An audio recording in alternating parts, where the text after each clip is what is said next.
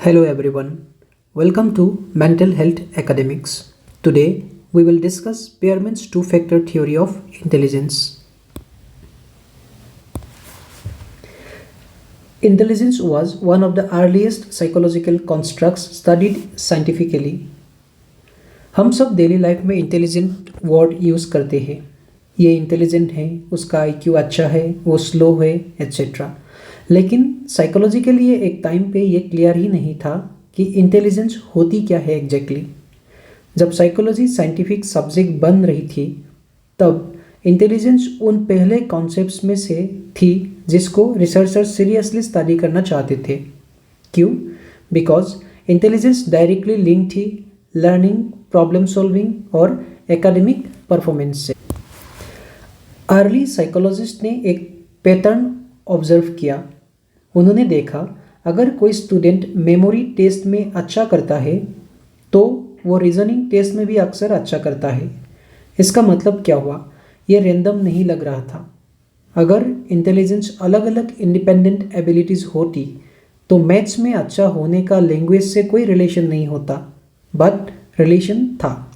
इसी रिलेशन को साइकोलॉजी में बोलते हैं को रिलेशन. मतलब एक चीज़ बढ़ने पे दूसरी भी बढ़ती है.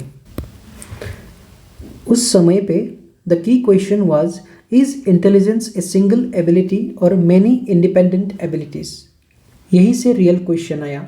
साइकोलॉजिस्ट ने पूछा क्या इंटेलिजेंस एक ही पावर है जो हर जगह काम करती है, या मैथ्स, लैंग्वेज, मेमोरी सब अलग अलग इंटेलिजेंस है. ये क्वेश्चन इंपॉर्टेंट क्यों था? बिकॉज अगर इंटेलिजेंस सिंगल होती है तो एक ओवरऑल स्कोर का सेंस बनता है, और अगर इंटेलिजेंस मल्टीपल होती है तो हर स्किल अलग मेजर करनी पड़ेगी. ये क्वेश्चन सिर्फ एकेडमिक नहीं था, ये डिसाइड करता था टेस्ट कैसे बनेंगे, स्टूडेंट्स कैसे जज होंगे, एजुकेशन कैसे डिज़ाइन होगी. Charles Spearman was the first to propose systematic statistical answer to this question. इसी कन्फ्यूजन को सबसे पहले साइंटिफिक तरीके से एड्रेस किया चार्ल्स स्पीयरमैन ने. इम्पोर्टेंट वर्ड यहाँ ये है सिस्टेमेटिक और स्टेटिस्टिकल. मतलब उन्होंने गेस नहीं किया, उन्होंने डेटा देखा, नंबर्स देखे और फिर थ्योरी बनाई. और इसी से स्टार्ट होती है Spearman's two factor theory of intelligence. Before starting let's understand who was Charles Spearman. Charles Spearman 19th century के एंड और 20th सेंचुरी के स्टार्ट का साइकोलॉजिस्ट, एक ब्रिटिश साइकोलॉजिस्ट था जब साइकोलॉजी अभी प्रॉपर साइंस बन ही रही थी. इस टाइम पे साइकोलॉजी ज़्यादातर फिलोसॉफी जैसी थी, बातें होती थी लेकिन डेटा कम होता था. स्पीयरमैन इसी जनरेशन का था जो साइकोलॉजी को साइंटिफिक डिसिप्लिन बनाना चाहते थे. Spearman as a strong background in statistics and mathematics. Spearman का साइकोलॉजी से ज़्यादा स्टेटिस्टिक्स और मैथमेटिक्स पे कंट्रोल था. इसका डायरेक्ट इफेक्ट क्या हुआ? वो इंटेलिजेंस को फील से नहीं समझते थे, वो इंटेलिजेंस को नंबर्स के थ्रू समझना चाहते थे. जहाँ दूसरे साइकोलॉजिस्ट बोल रहे थे ये बच्चा ब्राइट लगता है, स्पीयरमैन बोल रहे थे दिखाओ डाटा, कोरिलेशन दिखाओ. स्पीयरमैन को ये नहीं देखना था कि एवरेज इंटेलिजेंस क्या है, उसको इंटरेस्ट था इंडिविजुअल डिफरेंसेस में. सिंपल लैंग्वेज में, क्यों दो बच्चे सेम क्लास में होके भी अलग परफॉर्म करते हैं? क्यों कोई हर सब्जेक्ट में कंसिस्टेंटली अच्छा होता है? वो ये मान के चल रहे थे कि ये डिफरेंस सिर्फ मेहनत का नहीं है, इसके पीछे कोई मेंटल स्ट्रक्चर है. Spearman believed intelligence could be scientifically measured and analysed. ये बिलीव उस टाइम पे थोड़ा कंट्रोवर्शियल था. उस टाइम पे कोई लोग बोलते थे इंटेलिजेंस सब्जेक्टिव है, मेजर नहीं हो सकती. स्पीयरमैन ने क्लियरली बोला अगर इंटेलिजेंस रियल है तो उसको मेजर किया जा सकता है और एनालिसिस भी किया जा सकता है. यही से आईक्यू टेस्टिंग का आइडिया लॉजिकली पॉसिबल बना. Spearman was known for introducing statistical methods into psychology. ये स्पीयरमैन का सबसे बड़ा कंट्रीब्यूशन है. कोरिलेशन, फैक्टर एनालिसिस, ये सब टूल्स साइकोलॉजी में उसी ने सिस्टमेटिकली यूज़ किए. इसीलिए जब हम स्पीयरमैन की थ्योरी पढ़ते हैं तो हम सिर्फ एक आइडिया नहीं पढ़ रहे होते, हम साइकोलॉजी के साइंटिफिक बनने का मोमेंट पढ़ रहे होते हैं. साल 1904 सिर्फ एक साल नहीं है, साइकोलॉजी के लिए ये टर्निंग पॉइंट था. इस टाइम तक इंटेलिजेंस के बारे में बातें हो रही थी, थ्योरीज हो रही थी, लेकिन सॉलिड स्टैटिस्टिकल एक्सप्लेनेशन मिसिंग था। 1904 में स्पीयरमैन ने पहली बार इंटेलिजेंस को नंबर्स के थ्रू एक्सप्लेन करने की कोशिश की। इसीलिए इस थ्योरी को first scientific theory of intelligence भी बोला जाता है। स्पीयरमैन्स theory was based on empirical research with school children. यह एक वर्ड है, एम्पिरिकल रिसर्च। यह एम्पिरिकल का मतलब होता है real data, real observation, real testing. Spearman ने लैब में बैठ के इमेजिनेशन से थ्योरी नहीं बनाई, उन्होंने स्कूल्स चिल्ड्रेन को टेस्ट किया रियल क्लासरूम, रियल परफॉर्मेंस के ऊपर। इसीलिए ये थ्योरी ग्राउंड से निकली हुई थ्योरी है, ऐसे ही कोई हवा में बनी थ्योरी नहीं। Spearman noticed that students who performed well in one cognitive task tended to perform well in others. Spearman ने देखा जो स्टूडेंट्स मेमोरी टेस्ट में अच्छा करता है वो रीजनिंग टेस्ट में भी अक्सर अच्छा करता है। अगर कोई लैंग्वेज में स्ट्रॉन्ग है तो प्रॉब्लम सॉल्विंग में भी जनरली ठीक होता है। ये कोइंसिडेंस एक दो बच्चों में होता तो इग्नोर हो सकता था, लेकिन जब पैटर्न बार बार रिपीट हुआ तो क्वेश्चन उतना ही था। And this consistent correlation required explanation. यही पे स्पीयरमैन ने बोला ये रैंडम नहीं हो सकता। अगर इंटेलिजेंस सिर्फ अलग अलग स्किल्स का बंडल होती तो मैथ्स का लैंग्वेज से कोई लेना देना नहीं होता, लेकिन लेना देना था। इसका मतलब क्या हुआ? कोई कॉमन मेंटल फैक्टर है जो हर कॉग्निटिव टास्क में थोड़ा थोड़ा कंट्रीब्यूट करता है। और इसी पॉइंट से नेक्स्ट स्लाइड में जी फैक्टर और एस फैक्टर का कॉन्सेप्ट जन्म लेता है। Let's see the basic assumptions of the theory.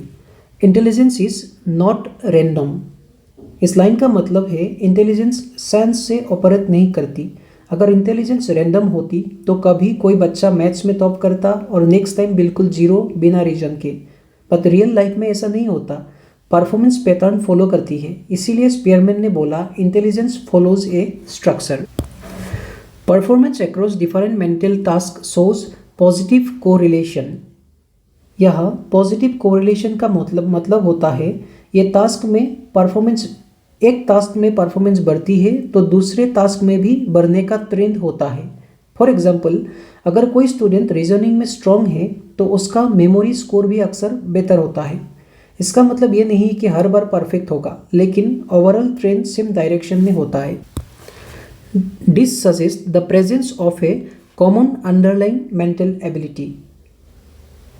अब यहाँ स्पीयरमैन लॉजिक यूज करता है। वो बोलता है अगर अलग अलग टास्क एक साथ मूव कर रहे हैं तो उनके पीछे कुछ कॉमन होना चाहिए। जैसे फैन, लाइट और एसी एक ही स्विच से चल रहे हो तो प्रॉब्लम इंडिविजुअल अप्लायंसेस में नहीं होती, स्विच कॉमन होता है। इसी कॉमन स्विच को स्पीयरमैन ने बोला general mental ability. At the same time different task requires task specific skills. लेकिन स्पीयरमैन इतना ओवर सिंप्लीफाई भी नहीं करता। वो मानता है कॉमन पावर है, बट हर टास्क का अपना स्किल भी होता है।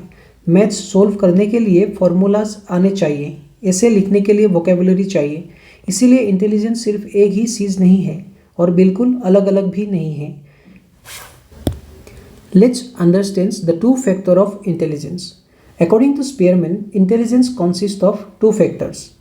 अब तक जो भी हमने बात की उसका रिजल्ट इस स्लाइड में आता है।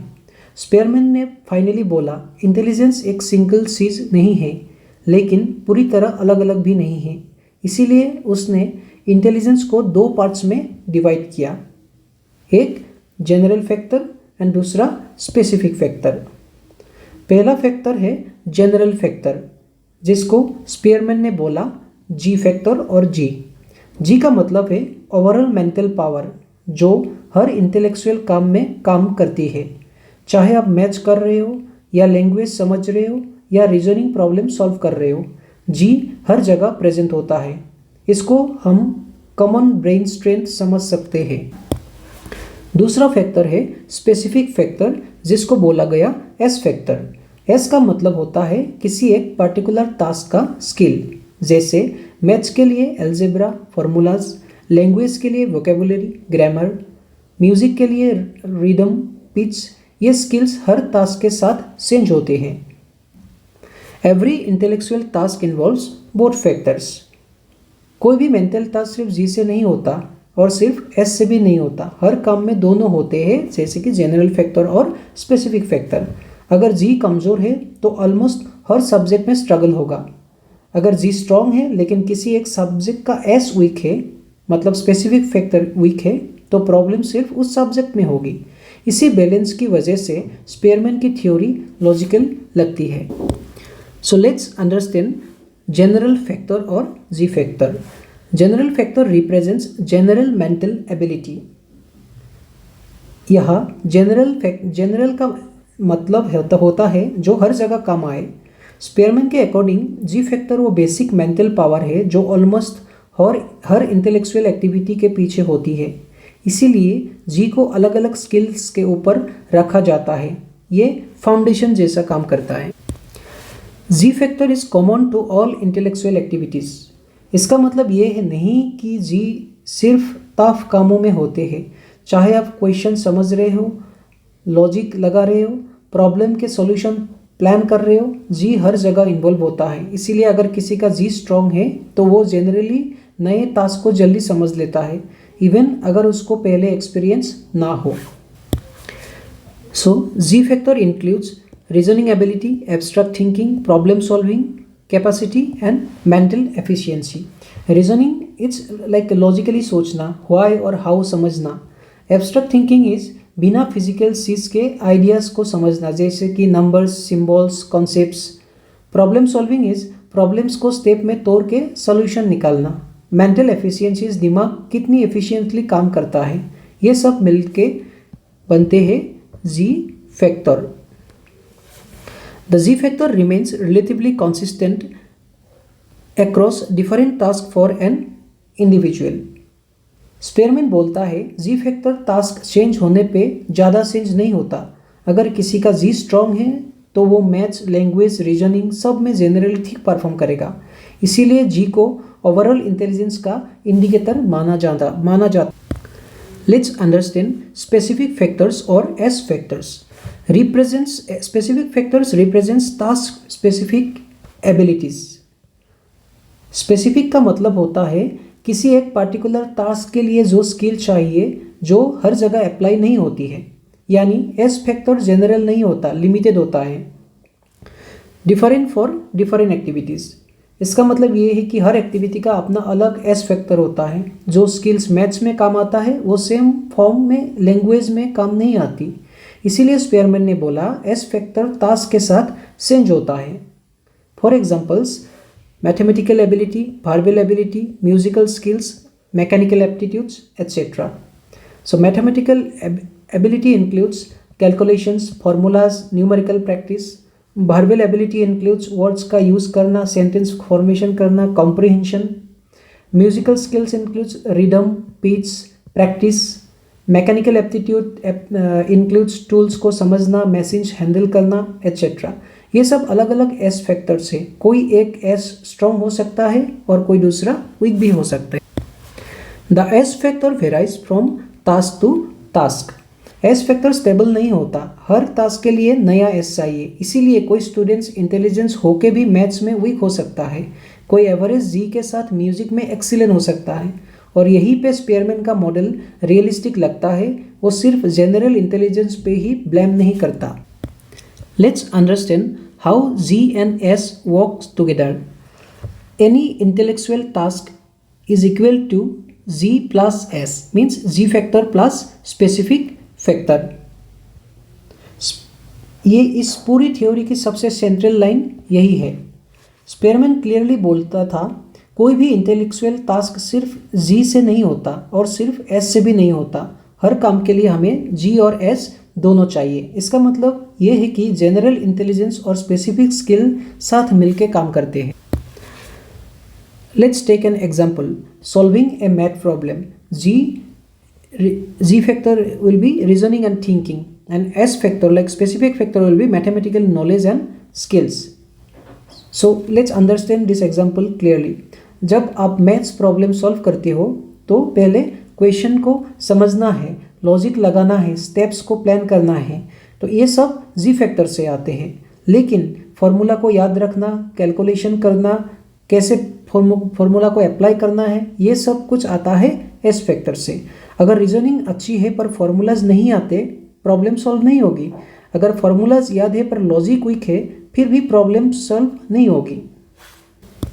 सो without G performance suffers across all task. अगर किसी का जी वीक है, वो हर सब्जेक्ट में स्ट्रगल करेगा, चाहे वो मैथ्स हो, लैंग्वेज हो या रीजनिंग हो, क्योंकि जी फाउंडेशन है। फाउंडेशन वीक हो तो बिल्डिंग कहीं भी स्ट्रांग नहीं होती, right. Without S performance suffers in the specific domain. और अगर एस वीक है, प्रॉब्लम सिर्फ उसी सब्जेक्ट में होगी। फॉर एग्जाम्पल, स्टूडेंट इंटेलिजेंट है, समझ भी जल्दी लेता है, लेकिन मैथ्स की प्रैक्टिस नहीं की तो मैथ्स में स्कोर लो आएगा। इसीलिए फेलियर का मतलब हमेशा लो इंटेलिजेंस नहीं होता, कभी कभी सिर्फ स्पेसिफिक स्किल्स गैप होता है। इस स्लाइड से एक बहुत इंपॉर्टेंट मैसेज मिलता है।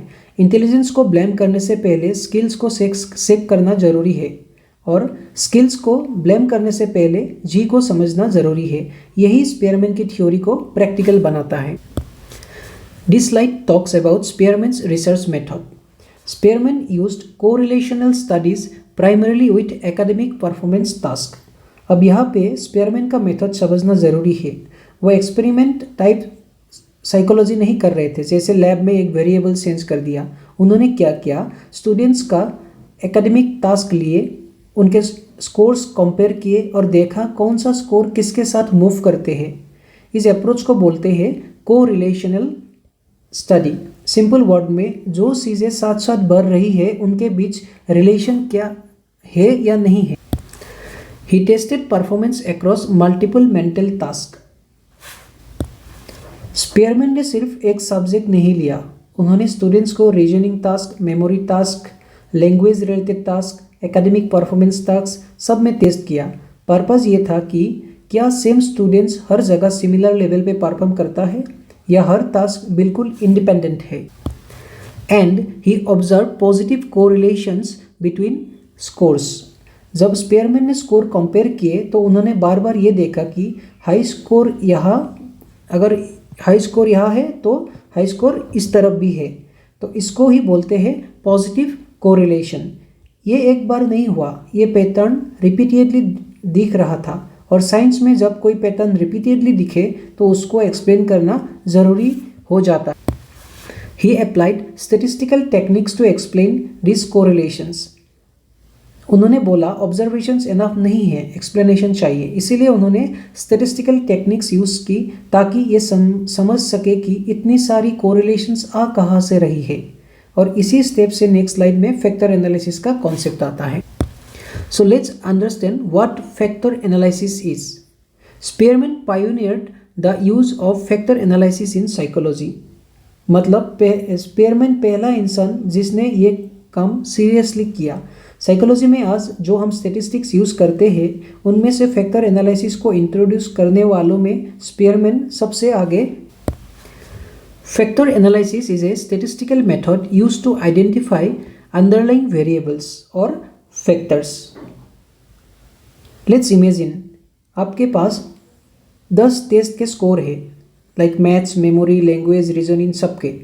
फैक्टर एनालिसिस पूछती है ये सब स्कोर्स के पीछे कॉमन कॉज क्या हो सकता है। ये मेथड सरफेस पे जो दिख रहा है उससे आगे जाता है और पूछता है इसके पीछे का हिडन फैक्टर क्या है। इसी हिडन चीज को साइकोलॉजी में बोलते हैं factor. It explains correlations among observed variables. Observe variables का मतलब है जो चीज़ हम डायरेक्टली देख सकते हैं, जैसे टेस्ट स्कोर्स। फैक्टर्स एनालिसिस ये एक्सप्लेन करता है कि इतने सारे टेस्ट स्कोर्स आपस में रिलेटेड क्यों लग रहे हैं। स्पीयरमैन का जवाब था because they share A common factor. Factor analysis revealed one dominant general factor और जी फैक्टर और सेवरल स्पेसिफिक फैक्टर और एस फैक्टर। जब स्पीयरमैन ने फैक्टर एनालिसिस अप्लाई किया तो रिजल्ट बहुत क्लियर निकला। एक फैक्टर सब जगह स्ट्रांगली अपीयर हो रहा था, वो था जी फैक्टर, और कुछ फैक्टर सिर्फ पर्टिकुलर टास्क से रिलेटेड थे, जैसे कि एस फैक्टर। ये डिस्कवरी गेस नहीं थी, ये स्टैटिस्टिकल एविडेंस पे बेस्ड थी। इसी वजह से स्पीयरमैन कॉन्फिडेंटली बोलता था कि intelligence is equal to G plus S. Let's understand the importance of factor analysis. Factor analysis provided scientific support to the theory. Factor analysis के नंबर्स के थ्रू प्रूफ दिया कि जी फैक्टर रियल है, S factor अलग अलग exist करते हैं, इसीलिए इस थ्योरी को सीरियसली लिया गया। साइंस में जब तक प्रूफ ना हो थ्योरी जिंदा नहीं रहते, right. Due two factor analysis shifted psychology from philosophical speculation to quantitative science। Factor analysis से पहले साइकोलॉजी ज़्यादातर फिलोसॉफिकल डिस्कशन थी, आइडियाज थे, डिबेट्स थे, लेकिन मेजरमेंट कम था। फैक्टर एनालिसिस के बाद साइकोलॉजी में शिफ्ट आया, अब चीज़ों को मेजर किया जा सकता था, डाटा से कंक्लूजन निकाले जा सकते थे। यही से साइकोलॉजी एक प्रॉपर साइंस बनने लगी। And factor analysis laid the foundation for modern intelligence testing। Factor analysis के बिना आईक्यू टेस्ट पॉसिबल ही नहीं थे। अगर हम इंटेलिजेंस के कंपोनेंट समझ नहीं सकते तो टेस्ट कैसे बनाएंगे। स्पेयरमैन के वर्क ने यह क्लियर कर दिया कि ओवरऑल इंटेलिजेंस का मेजरमेंट मीनिंगफुल है क्योंकि जी फैक्टर एग्जिस्ट करता है। Contributed to psychometrics and later intelligence theories.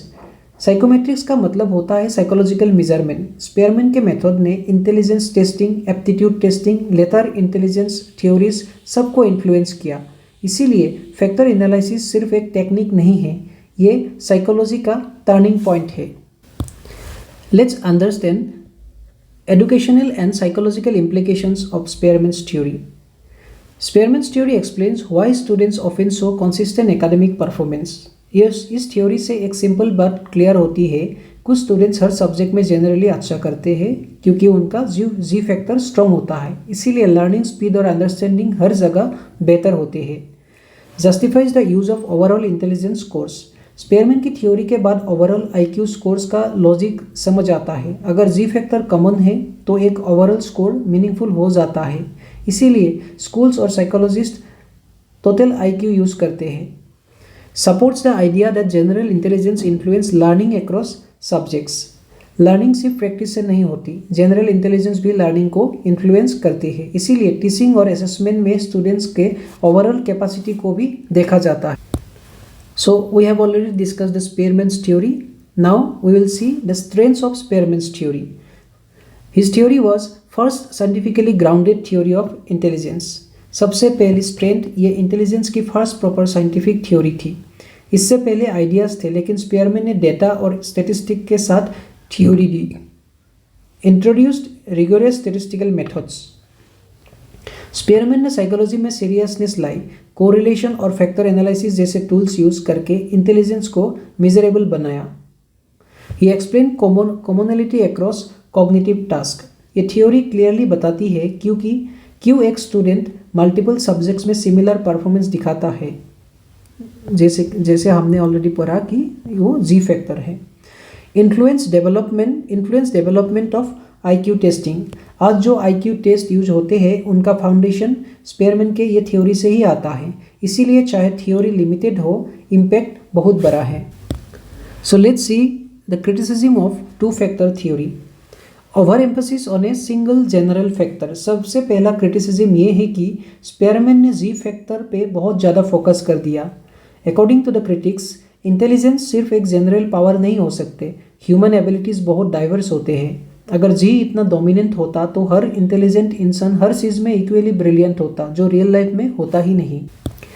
According to few critics, Spearman underestimates diversity of human abilities. ये क्रिटिसिज्म डायरेक्टली रियल लाइफ से आता है।